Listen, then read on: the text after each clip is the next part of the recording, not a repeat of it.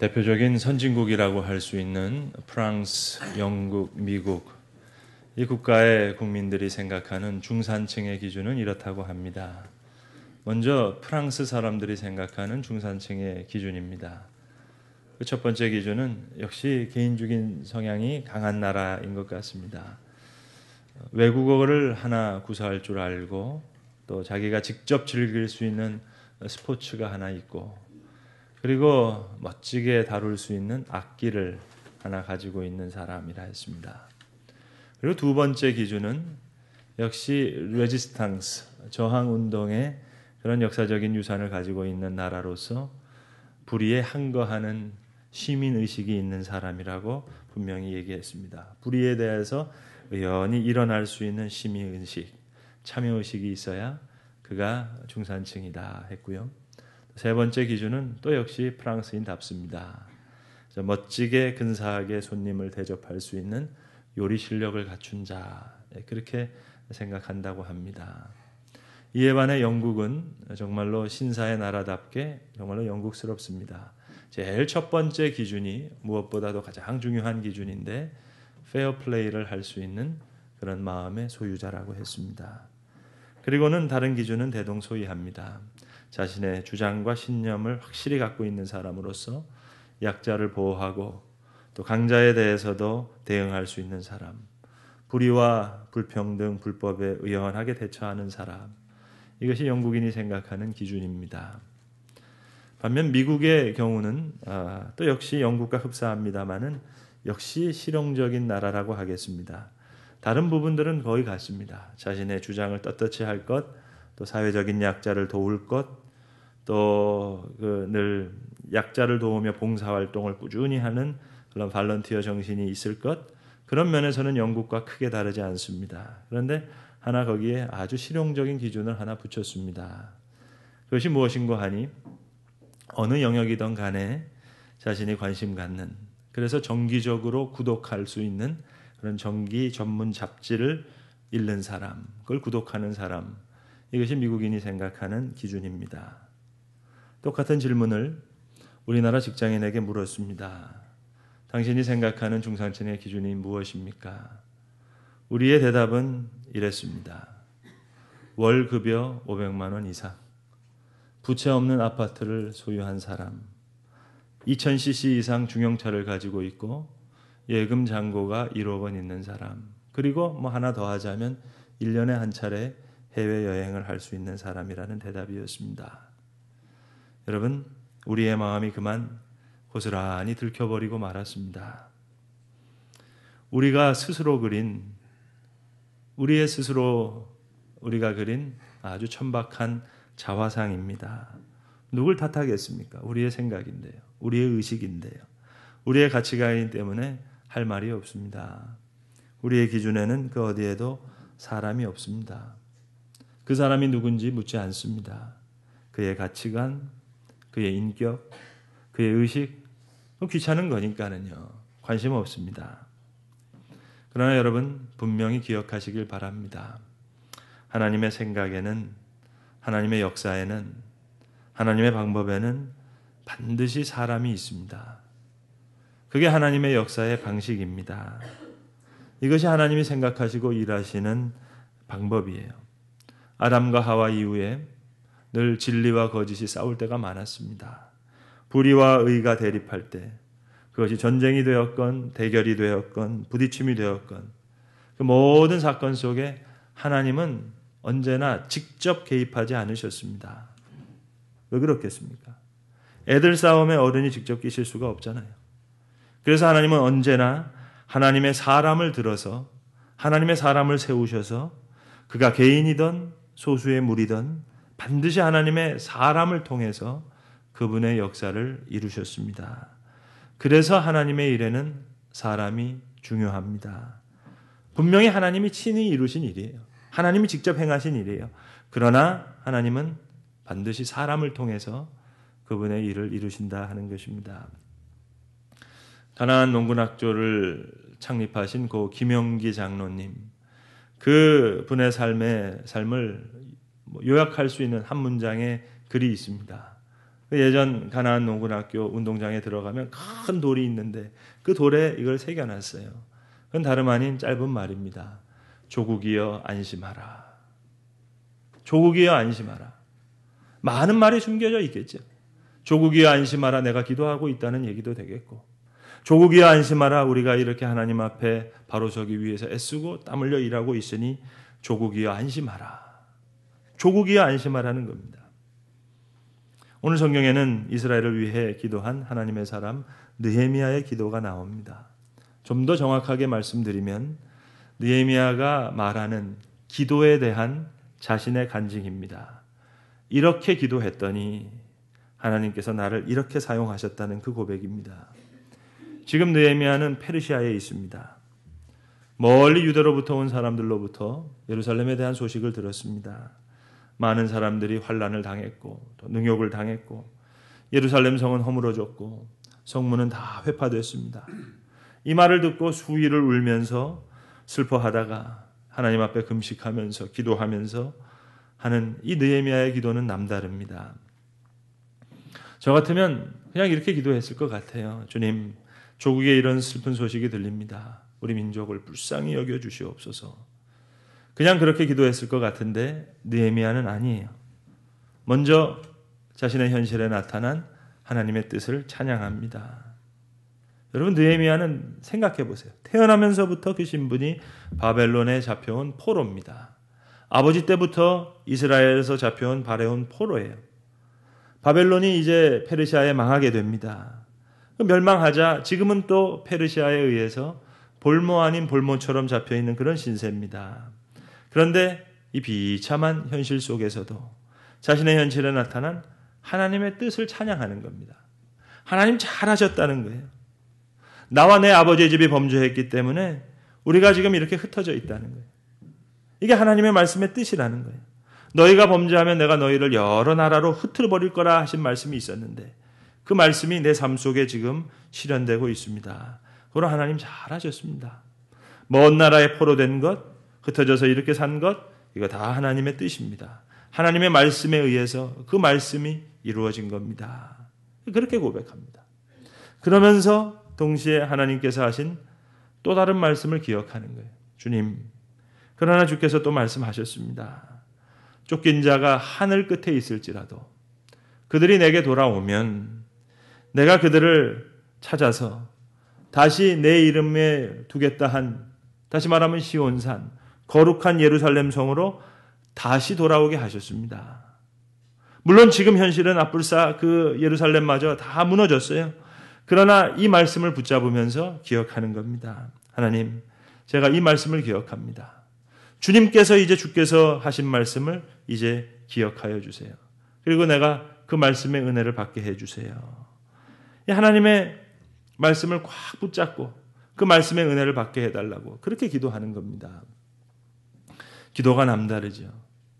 김연아 선수를 가르쳤던 그 코치가 그런 말을 했더라고요. 연하처럼 되고 싶으면 연하의 재능만을 부러워하지 말고 연하처럼 인내하고 연하처럼 땀을 흘리라고요. 하나님께서 느헤미야를 귀하게 사용하셨는데 오늘 느헤미야는 이렇게 고백합니다. 하나님께서 이 기도를 들으시고 오늘 자신을 사용하셨다는 거예요. 자, 느헤미야서 전체를 하나의 느헤미야의 큰 간증이라고 보면 오늘 1장은 그 간증의 시작입니다. 이렇게 기도한 것뿐인데 하나님께서 나를 페르시아의 왕의 술 맡은 관원으로 삼아주셨다는 거예요. 그래서 하루는 페르시아 왕을 만나 뵀더니 왕이 안부를 묻습니다. 내 얼굴에 왜 그렇게 수심이 가득 찼느냐. 그래서 예루살렘의 이야기를 하게 됐고 그때 예기치 않게 페르시아의 왕이 자신을 느헤미야를 이제 포로된 이스라엘 민족을 예루살렘으로 귀환하는 책임자로 세워주셨다는 거예요. 그 계기로 해서 자신이 지금 예루살렘에 와서 예루살렘의 성벽을 하나님의 은혜 가운데 다시 쌓는 이 귀한 일을 하게 됐다는 그 간증이 느헤미야서 전체의 내용입니다. 그 간증의 시작이 오늘 이 기도예요. 오늘 우리가 민족을 위한 느헤미야의 기도를 우리가 기억해야 되겠습니다. 하나님 이렇게 해주세요. 저렇게 해주세요. 그런 기도가 아니에요. 민족의 아픔을 같이 하면서 하나님의 말씀을 기억하는 겁니다. 하나님 이렇게 말씀하셨습니다. 그 말씀 속에 오늘 나의 현실이 있습니다. 그러나 주님 또 이렇게 말씀하셨습니다. 그러니 이 말씀을, 하신 말씀을 주님 기억해 주세요. 민족의 아픔을 함께 하면서 말씀을 하나 딱 붙잡고 있는 거예요. 너희 쫓긴 자가 하늘 끝에 있더라도 돌아오면 내가 그들을 모아 내 이름을 두려고 택한 곳에 돌아오게 하신 그 말씀. 하나님, 제가 그 말씀을 기억합니다. 하나님 하신 그 말씀을 기억하셔서 내가 그 말씀의 은혜를 받게 하시옵소서. 지금 자신은 지금 먼 페르시아에 있어요. 다시 돌아갈 예루살렘 성도 불탔어요. 성문도 다 회파됐어요. 그러나 민족의 아픔을 함께 하면서 이 말씀 붙잡고 하나님 이렇게 말씀하셨사오니 이제 이 말씀을 기억하시옵소서. 주신 말씀을 확 붙들고 있는 겁니다. 우리가 잘 아는 종교개혁자 마틴 루터가 교황청으로부터 소환을 당해서 독일의 보름스 회의석상에 서게 됩니다. 교황청에서 루터에게 그 루터의 모든 저서를 철회할 것을 요구하게 됩니다. 그때 루터가 아주 유명한 대답을 합니다. 성서의 진리에 근거해서 전 이 모든 저작물을 절대로 철회할 수 없습니다. 그리고는 유명한 말을 남겨요. 주여, 내가 여기 있사오니, 내가 여기 섰사오니 주님 나를 도우시옵소서. 지금도 보름스에 가면 그 바닥에 표시가 되어 있습니다. 여기가 루터가 서서 교황청을 향해 내가 여기 서 있습니다. 주님 나를 도우소서. 그 말을 한 장소란 표지석이 있습니다. 몇 년 전에 루터라는 제목의 그 영화가 독일에서 만들어졌습니다. 이 종교개혁자 루터에 대한 영화를 정말 제대로 만들었어요. 16세기 독일의 상황을 고증해서 재현해서 아주 제대로 만들면서 그것도 영어로 온 세계를 향해서 만들었습니다. 근데 거기서 이 보름스 의회 장면을 아주 드라마틱하게 영화로 표현했어요. 교황청에서 지금 독일을 이 루터를 잡으려고 합니다. 독일의 사람들은 루터를 보호하려고 합니다. 그러니까 이 보름스 회의, 독일에 있는 회의에서 이제 교황청의 소환을 받은 거예요. 이 독일 사람들이 숨죽여가면서 이 재판을 지켜봅니다. 역사적인 사실도 그래요. 교황청이 두 가지를 묻습니다. 이 모든 저작이 너의 저작이냐? 그리고 두 번째, 이 모든 저작을 너가 철회할 마음이 있느냐? 근데 역사적으로 보시면 기록에 의하면 첫 번째 대답은 마틴 루터가 해요. 이것은 모든 내 저작입니다. 두 번째 질문에 대해서는 하루 말미를 달라고 얘기합니다. 그게 역사적인 기록에 남아 있어요. 근데 이것을 영화에서는 아주 드라마틱하게 표현했어요. 마틴 루터가 너무 두려웠어요. 그래서 하루를 더 달라고 한 거예요. 그러니까는 모든 사람들이 회의에 참석했던 독일인들이 너무 실망하는 거예요. 하루 동안 밤에 루터가 너무 고뇌하는 장면이 보여집니다. 자기를 때리고 벽에다 머리를 찍고 내가 왜 이렇게 연약했는가 하면서 그 다음날 다시 서서 이 말을 하는 거예요. 성서의 진리에 근거해서 내 모든 저작은 철회할 수 없습니다. 주여, 내가 여기 서 있사오니 주님 나를 도우시옵소서. 그러니까 이제 독일 사람들이 막 환호성을 부릅니다. 그러니까 하나님을 사랑할 뿐만 아니라 성도의 아픔을 사랑했던 그 모습이 그대로 그려집니다. 여러분, 오늘 우리가 3.1절 기념 예배를 드리면서 한 가지를 꼭 기억해야 되겠습니다. 100년 전 조국의 교회는 조국의 아픔을 짊어졌습니다. 역사적인 사실을 좀 말씀드리면 백오인 사건이 지나면서 차의 사멸을 적극적으로 주도할 만한 그런 인물들이 사라져버린 상태였습니다. 남은 조직이라고는 교회밖에 없었습니다. 3.1운동 이전에 28 독립운동, 선언, 동경 YMCA에서 동경에서 유학하던 한국 크리스천들이 학생들이 모여서 독립선언을 했습니다. 그런데 한국의 상황은 한반도의 철도, 교통, 우편 이거 다 일본인이 장악하고 있었습니다. 1909년도 전국적인 조직이 다 사라졌습니다. 장돌뱅이 보부상 조직까지 일본인들이 다 장악했으니까요. 그러니까 아예 한국인이 가지고 있는 조직이란 조직은 다 없애버렸습니다. 이때 유일하게 남았던 조직이 교회 조직이었어요. 교회 조직이 남을 수 있었던 것은 너무 미약했기 때문입니다. 당시 우리나라의 인구가 2천만 명인데 남북한 합쳐서 기독교인의 인구는 20만 명에 불과했습니다. 그러니까 전체 인구 대비 1%예요. 그러니까 1% 전후의 비율에 불과한 그리스도인의 조직이니까 그 교회 조직 계통에서 이루어지는 것은 검열을 하지 않았습니다. 천도교도 전국적인 조직을 갖고 있지 않았고 불교도 마찬가지였어요. 그러니까 기독교가 3.1운동의 하드웨어를 담당할 수밖에 없었던 상황입니다. 교회와 학교, 병원이 연락망이 됐고요. 모이는 장소가 기독교 학교 그리고 병원, 교회였습니다. 이로써 전국의 대도시들이 3.1절 정오회, 그것도 고종의 장례식을 마쳐서 3월 1일 주일날 하기로 했는데 교회들의 부탁으로 해서 하루 앞당겨서 토요일날 한 겁니다. 태극기를 들고 운동이 일어났습니다. 통신체계가 두절된 상황에서 지금 그 상황에서 전국의 읍면리까지 퍼져나가는데 한 달여 시간밖에 안 걸렸다는 것은 대단한 일이죠. 결국 교회가 3.1운동의 하드웨어 역할을 감당한 겁니다. 더 주목해야 될 것은 교회가 순환과 대속과 희생의 역할을 감당했다는 거예요. 여러분 3.1 만세운동은 독립정치라는 목표를 놓고 볼 때는 성공한 게 아니에요. 독립이 그 당시 이루어진 게 아니니까. 그러나 그 주동자로서 기독교인들이 지목됐습니다. 감옥에 끌려간 사람들의 40%가 전 인구의 1%에 불과했던 기독교인들이었습니다. 여러분 역사적인 실존에서 가장 아름다운 모습이 뭐겠습니까? 다른 사람들을 대속해서 억울함을 뒤집어 쓰는 모습이에요. 비록 성공하지 못한 운동이에요. 독립을 쟁취하지 못한 운동. 그러나 그 역사적인 책임을 고스란히 교회가 떠안았습니다. 여러분 기독교인의 역사적인 실존이 무엇이겠어요? 이 세상 사람보다 다른 사람보다 희생과 대속의 삶을 사는 겁니까? 아니면 삶의 축복을 누리는 겁니까? 이 두 가지 실존 중에 과연 무엇입니까?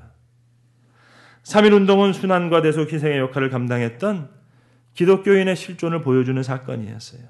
그래서 교회는 집단 학살도 당하게 됐고 투옥도 당하게 됐고 3.1운동 후에 교회의 목사님들이 다 잡혀갔으니까 교회의 집회를 열 수 없을 만큼 그런 상황이 됐습니다. 그래서 교회가 이 민족과 나라 앞에 지도자적인 자리를 가질 수 있었던 것입니다. 그렇게 설 수 있었던 거예요. 그러나 여러분 참으로 애석하게도 오늘 이 땅의 교회, 이 조국의 교회, 이 나라와 민족과 사회 앞에 그러한 위치를 그만 잃어버리고 말았습니다. 민족과 조국과 사회 아픔을 함께 품는 그 희생적인 역할을 제대로 감당하지 못하고 오히려 점점 그저 개토화되고 있어요. 하나님의 축복을 바라면서 오늘 이것이 우리의 교회의 모습인 것 같아 참담할 뿐입니다. 3.1운동 당시 교인 수는 전체 국민의 1% 채 되지 못했지만 그가 가졌던 그 사회적인 지도력, 영향력, 공공적인 공신력 대단한 것이었습니다. 100년이 거의 흘렀습니다. 한국교회 교세는 인구 대비 3.1운동 당시보다 20배 이상이나 성장했습니다. 그러나 교회가 가지고 있는 사회적인 지도력, 영향력, 공신력은 글쎄요 20배가 성장한 것이 아니라 오히려 교회에 대한 부정적인 태도가 점점 높아지고 있는 점을 우리가 익히 알고 있습니다. 여러분 오늘 하나님의 사람 느헤미야가 민족을 위해 울고 있습니다. 조국을 위해서 기도하고 있습니다. 예루살렘이 무너졌다는 그 슬픈 소식을 듣고 울며 금식하며 기도했습니다. 그리고 하나님의 말씀을 기억했습니다. 예루살렘으로부터 멀리 떨어진 곳이에요.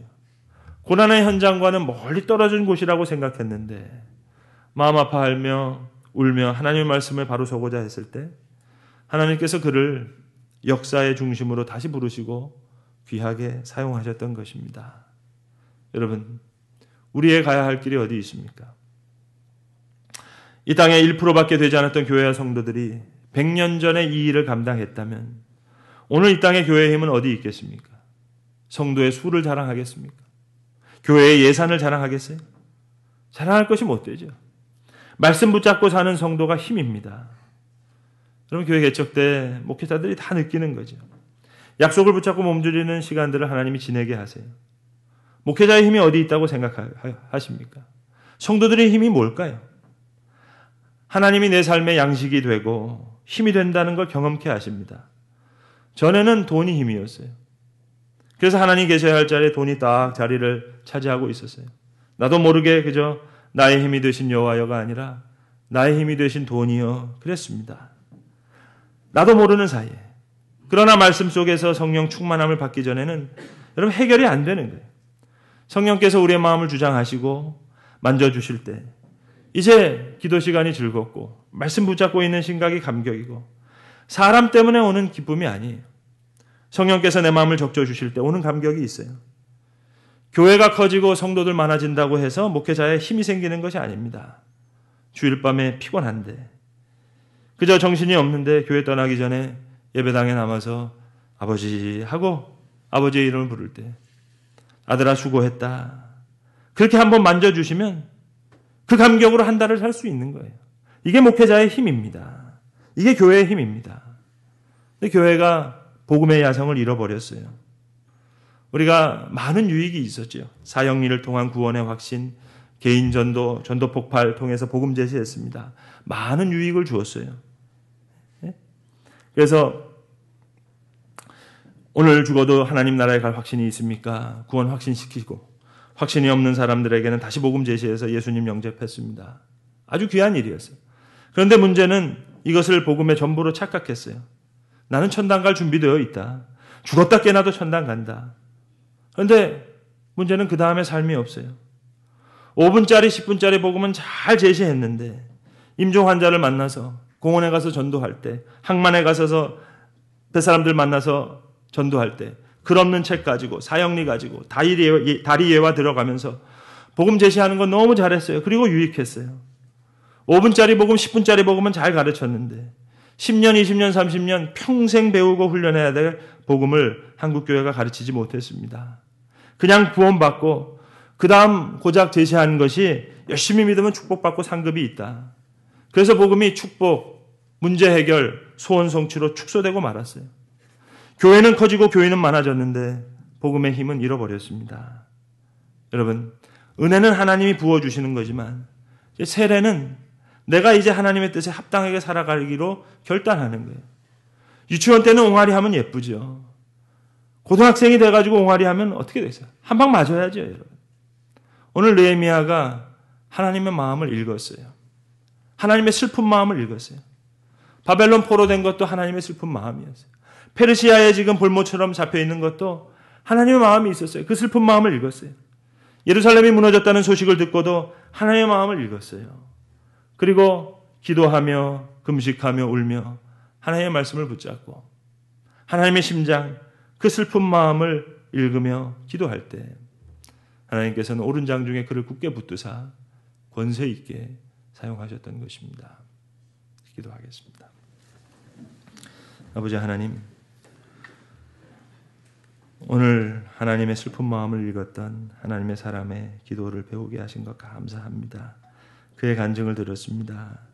주님, 민족의 아픔을 함께 품으면서 하나님의 마음을 품고 하나님의 말씀을 꼭 붙잡았을 때 주께서 그를 오는 장중에 굳게 붙드사 멀리 페르시아에 있던 사람들을 다시 역사의 중심으로 부르시고 그를 온전히 사용하여 주셨는데 주님, 오늘 우리에게도 이러한 은혜의 역사가 있을 수 있도록 말씀에 굳게 서게 하시고 말씀에 서 있는 우리를 주님 오늘 이 시간도 도와주시옵소서. 우리 주 예수 그리스도의 이름으로 기도드리옵나이다. 아멘.